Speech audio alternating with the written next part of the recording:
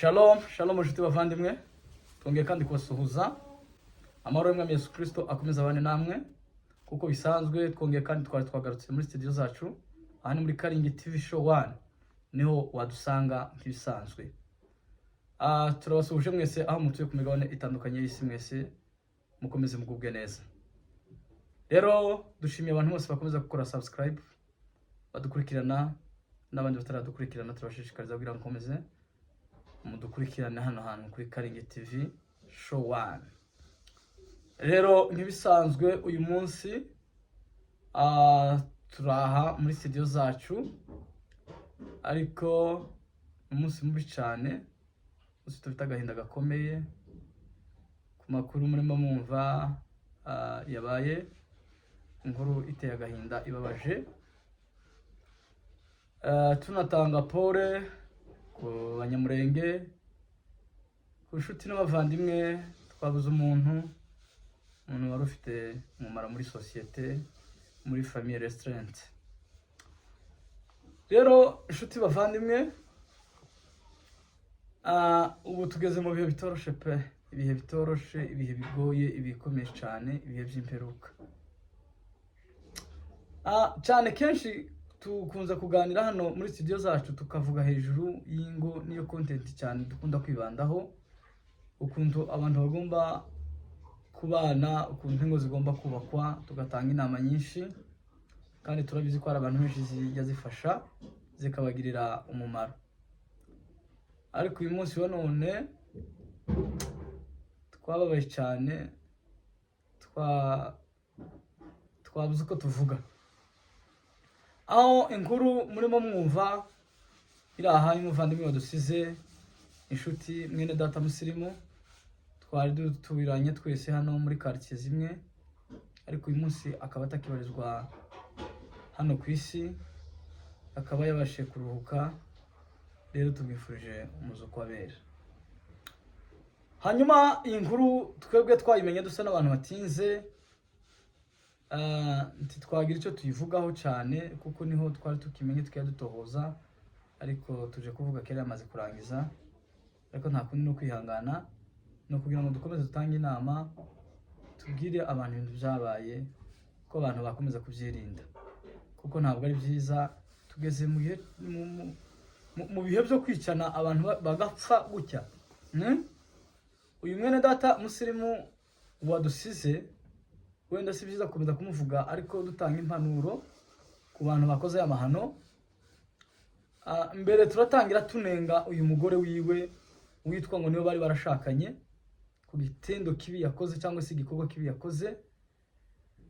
Yasebeje ubwoko, yasebeje imiryango, yakoze ikintu kitabaho, ikintu giteye ubwoba, ikintu kibi cyane, kibi pe. Mu minsi ishize yafungishije umugabo, amujanisha muri gereza. Kibisanzwe baratonganye mu rugo, cyakora ntibatonganye, baravuganye. Namwe murabizi ngo baca umugani ngo ntazi bana zidakomana amahembe. Bisanzwe nguko abantu bose ariko bimeze, twese dufite ingo, dufite imiryango, bituraho. Ariko umugore yihutira kumujana muri polisi cyangwa se kumujana mu nzego zishinzwe umutekano. Iki kintu kirababaje, aho umuntu usigaye utongana n'umudamu akakujana muri polisi cyangwa se muri leta kugufungisha. Hantu nibaje ibintu byinshi cyane, ndababara bikomeye. Uyu munsi numva agahinda kenshi cyane kubura umuvandimwe. Urugo buriya kenshi twagiye tubabwira ngo urugo no kwihanganirana, urugo no kubabarirana, urugo no kwizerana, urugo no gutekereza mugenzi wawe neza, ukamwiyumvamo nk'umuvandimwe, ukamubona ari umuntu ufite amakosa kimwe nawe nuko uyafite. Uyu mugore yakoze amahano akomeye, kuba yicisha umugabo. Uyu munsi yicishije umugabo, byagaragaye, twabibonye, biratubabaje cyane, imitima yacu yuzuye agahinda. Gusa hari ikintu abantu bajya bakora, bakirengagiza ko basinyanye, bakoze ubukwe. Ubukwe ni ugukundana, mukabishyira mu bikorwa. habaye ejo bundi mu minsi yashize kuko twari tubabwiye ngo twamenye kuri nyuma, niyo mpamvu tuje kuzivugaho dutanga impanuro, kandi uyu mugore tumugaya dutangariza isi, tubabwira amakuru mabi yabaye bitewe n'uyu mukobwa wiyita ko yari umugore w'uyu muhungu. Ariko jewe ntabwo mifata nkaho yari umugore wa musirimu kabisa, kubera ikintu yakoze. Nta mugore w'umuntu ushobora kwica umugabo kuri iyi mpamvu itagaragara, n'ubundi nta n'impamvu igaragara ishobora gutuma wica umugabo. Ariko kandi uyu mugore yakoze ikintu gikomeye, aragiye afungishije umugabo, n'umugabo ngo yamubwiye ngo ntibashe kumvikana, wowe nturi marayika wa mukobwa we, ntabwo wavuye mu ijuru ngo witure mu isi ku buryo utogira amafuti, uri umunyamafuti twakuneza. Birababaje abantu ko barabura uko bavuga. Gusa inama dushobora gutanga, byabaye umuntu yarangije, turi mu kigandaro ciwe, hari ibintu byinshi byagiye bigaragara, nagiye mbibona ku makomenti social media, abantu benshi babivuze bavuga ino nkuru. Niyo mpamvu natwe tuje kuyivuga kugira ngo turebe ko ibasha kubaka abantu basigaye, ingo zongere kandi zubakwe. Shuti bavandimwe, wewe ufite umuryango, ufite urugo, bana neza n'umugore wawe, nukora amakosa ihutire kumubabarira, kandi wihutire gutekereza yuko nawe ubwawe ku giti cyawe uri umunyamakosa, wewe wa mugore we. Ubu dufite ingero nyinshi, ingo zasenyutse zashize, abagabo ntibakivuga, abagore bamaze abagabo mu mago. Usigaye usanga umugabo yarabaye nyir'urugo, ibintu byose yaravyikoreye, umugore ngo yarengeje ukuguru kukundi, ngo ntavugwa, ngo yahawe uburenganzira, ngo twaje mu mahanga, ngo umugabo ntavugwa, ngo arajanwa muri prison afungwa. Ariko ukuntu ibintu bimeze, mwabagore mwe mugende mwisubireho, muheza abagabo agaciro. Umugabo nimba kuvugishije, uzumenya yuko umugabo hari igitsure ciwe kigomba kubaho nk'umuntu w'umugabo nyirizu ka responsable. Wibuke cyangwa se wibuke yuko uri umugore, ureke kwifata nk'umugabo nka nyir'urugo. Wibuke ko mbogendera mu mategeko y'umugabo 100% akakuyobora. Yego ntibuje ko wamuha inama mukaganira, ariko kandi uzubuka yuko hari umugabo itegeko giye. Ese itegeko ry'abagabo byarashize, abagabo babaye abagore byagenze gute? Shuti bavandimwe, turi mu bihe bigoye, ibihe biteye ubwoba, aho buri muntu wese yumva ko afite uburenganzira bwo kuvuga uko ashaka, bwo gukora icyo ashaka. None tugeze kuri etape yo kwica abantu, y'abagore kwica abagabo. Iki kintu ntabwo gisanzwe, ni ikintu twagushishana mu bwoko bwacu. Twicwe na mayimayi, twicwe na FDLR, bazarendo barahako baratwica, n'abagore babaye bazarendo. Ninde wabaroze mwabagore mwe? Mwataye umuco, muza gufata imico itafite shinga na rugero. Ko turataha, tuzobatahana muri Kongo, tuzatubakubita mu gitondo na nimugoroba, nico kizobashobora. Umugore ngo ntagikubitwa, navuga umugabo navuga, umugore ngo fasha ibintu ari rutaratasha. Kandi kurata muri rwa rugo rwa so na nyoko barashajanye, barabanye, ntabwo ari ba marayika. Ariko wewe ngo kurataye kurasanga iso na nyoko basazanye bombi. Mwabagore mwe mugende mwisubireho, ibuka agaciro k'umugabo wawe, ibuka indahiro warahiye, ariko kurazicaho. Twaje kwakira n'amakuru yuko uyu mugore wakoze amahano, uyu mugore bishoboke ari ahantu yaturutse za Kalemi muri Kongo, yasize akoze andi mahano, kandi yari afite ndango ibindi bikorwa bitari byiza yakoze. Ni umuntu watangiye amafuti kuva kera, amanyanga, none ageze muri etape yo kuyerekana, kwigaragaza uwo ari we, kwica abantu. Ariko natwe abagabo mureke duhaguruke, abagore tubashire kuri discipline, twiha agaciro nk'abantu b'abagabo. Kandi jewe naje ndatekereza ndavuga ati tubate nanone ikiba kibe, twigendere, dore ni wacu habuze n'abagabo turi hano, abagabo ko bamaze kujana abantu ko bashaka muze tutabari n'uce kurasa mayimayi n'ubundi izindi mayimayi zateye. Abagore bose bafite ino myumvire ni bazarendo bo mu ngo, ni ba mayimayi bo mu ngo. Cyangwa muze dukora umukwabo tuza twinjirana abantu kubita abantu. Sibyo kwihanganira abantu bize ngo turaba Kristo turakijijwe, ariko kandi iyo waduye yaguteye urigwana ukamurasa. Muze dufate umukingi wacu nk'abantu b'abagabo, dufate responsabilité zacu tugize mu bikomeye. Aba bagore babipermeta kutwica, ari abagabo batakinakorora. Umugabo asiga akorora, umugore ngo ndataha ngo ndagira gute. Rero nshuti bavandimwe, turatabariza umuryango bano bana basizwe. Nibashake ukuntu sintekereza ahantu aba bana nibashaka ukuntu bakura kuri uriya mugore niba nabafite, kuko nabashobora kubica. Ashobora kubica kabisa, akabica kuko n'umwicanyi yakoze ikintu gikomeye. Rero nimuhaguruke uyu muryango turebe ukuntu tuwufasha. Umuvandimwe nabonye watazi ikiganiro, ndamushimiye cyane.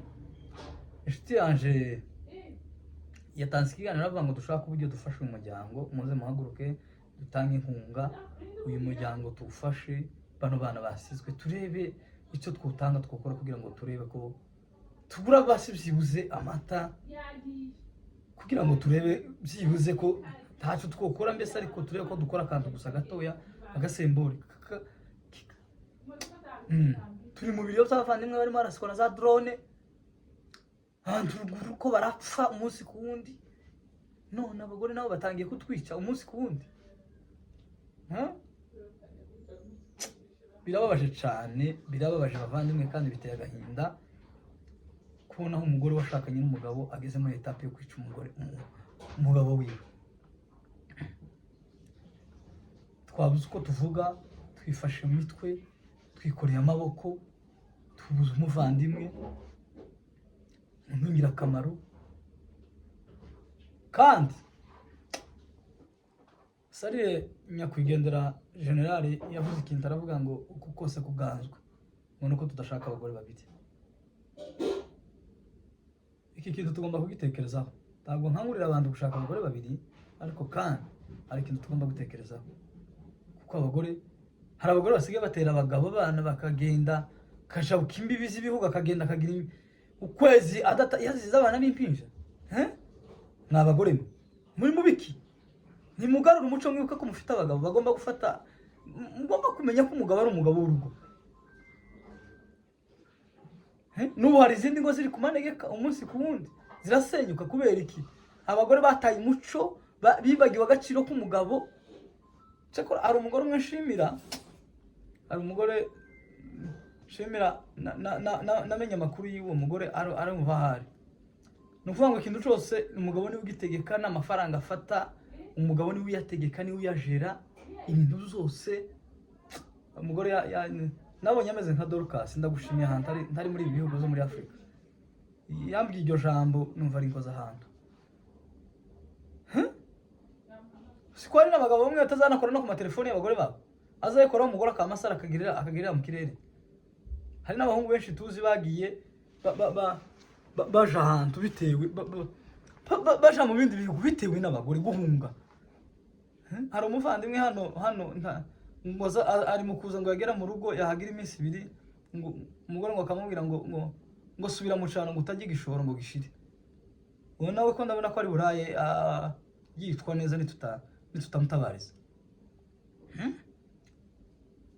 Rero nimuhaguruke tuvuge kana karengane kabi ko turicwa, tuzira uko twaremwe, none n'abagore nabo batangiye kutwica.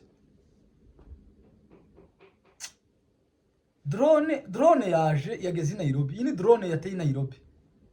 Iyi drone tugomba kuyamaganira kure kabisa. Iyi drone tuyamaganira kure. Hari za drone ziri mu mazi ahangaha tugomba kwamagana zikavamo, zitarakora ni mahano. Rero nshuti bavandimwe, uyu mugore ni drone. drone yaje mu bwoko ashakishwe, kuko isi ibintu byo guceceka abantu gusa bakifata bakarebera.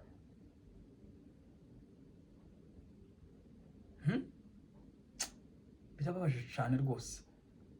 Mugabo baramufunga akaza mu bitaro akarwara kugeza igihe arwara akaremba, akaza arimo amapingu, akaje mu bitaro arimo amapingu kugeza apfuye agapfana amapingu.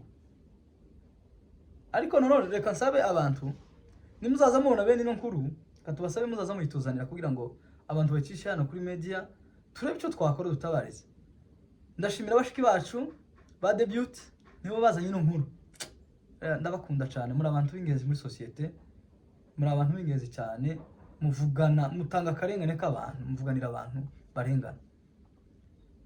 Mwagize neza, mwakoze ikintu gikomeye namwe, gusa nta kundi mwari bigenze. Inkuru mwayimenye nka nyuma, muza kugeza ku bantu mutabariza, muri ba mutabazi kabisa. Muri abagore abantu bagomba kurebera, muri intangarugero bagomba gufatiraho urugero. Mwakoze ikintu gikomeye cyane. Rero abantu bose nibahaguruke bavuga akarengane k'abantu barimo bazira bapfa. Abagore turabakunda ariko bakomeje kugaragariza ibyo bitari byiza. Rero nshuti bavandimwe,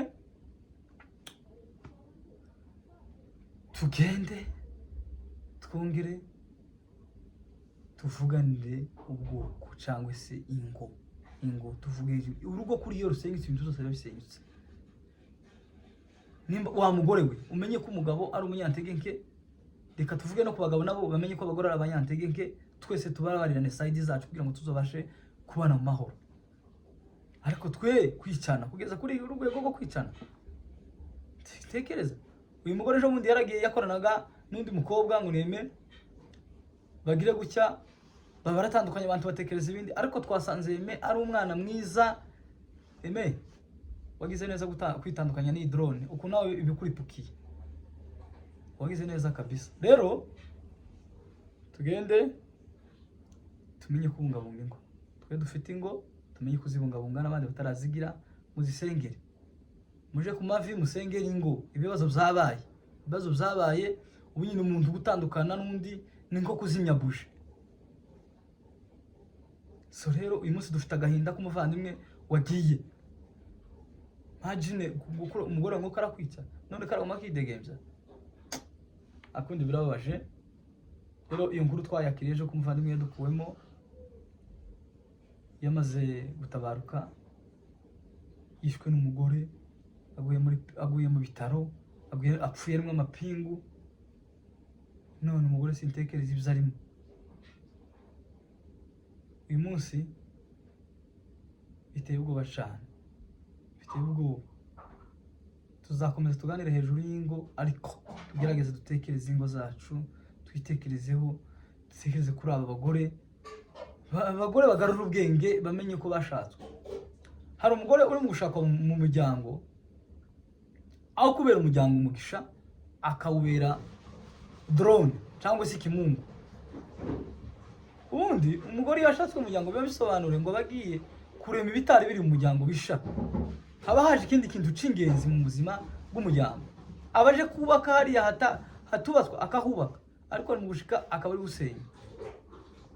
Ariko dushimira n'abandi bubatse ingo, ntabwo abagore bose tubanenga. Hari abagore b'indashikirwa bubatse ingo, nubwo mwasebejwe n'uyu mugore, ariko hari abandi bagore bubatse ingo. Kera umugore yarakubitwaga ariko agakomeza akaba mu rugo, ariko ubu nyine usiga ijambo gusa utanakubiswe ijambo. Birababaje cyane, birababaje kandi biteye agahinda. Nshuti turabakunda kandi tuzakomeza tubakunde. Rero tugende tugire umwete wo kubana neza n'abo dushakanye. Birivuga ngo mugire umwete wo kubana neza n'abantu bose amahoro, ngo nuwo kwezwa, ngo kuko utejejwe ngo atazabona umwami Imana. Shalom, turabakunda, mukomeze munogerwe n'ibiganiro byacu, naho ubutaha.